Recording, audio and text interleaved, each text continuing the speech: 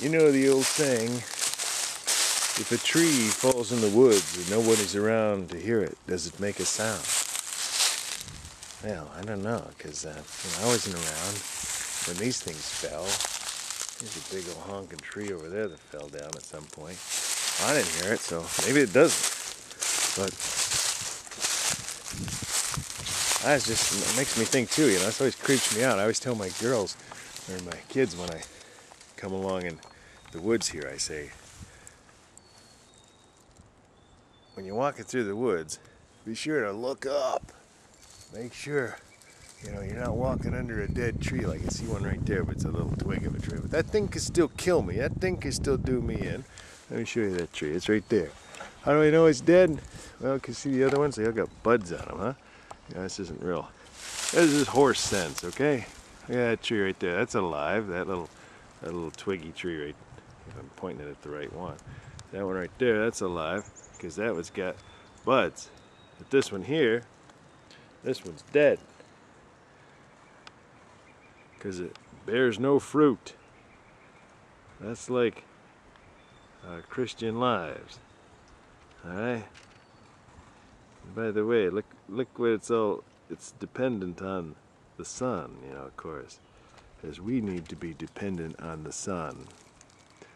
We need to stretch forth our hands, holy hands to the Lord, and rely totally upon Him. And we will bear fruit. Otherwise, it says in the Bible, it says, I will lift up mine eyes unto the hills from whence cometh my help. But you want to watch out for the leaven of the Pharisees, for those dead ones that don't produce fruit. You might keep your eye out for those too, because there's always a chance of one of those guys falling down upon you and, bringing death to your spiritual life.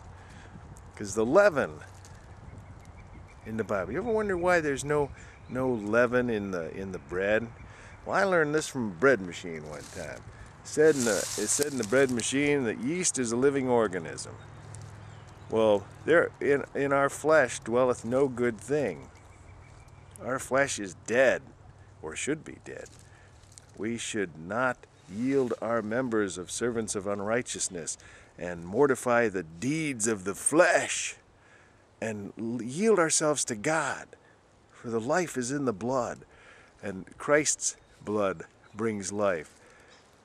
And that's why the bread is unleavened. It's dead flesh. That's why Christ's flesh was broken. Christ's blood was spilled out to give new life. That's why in the Old Testament the Jews didn't eat of the blood, because it is the life of the flesh.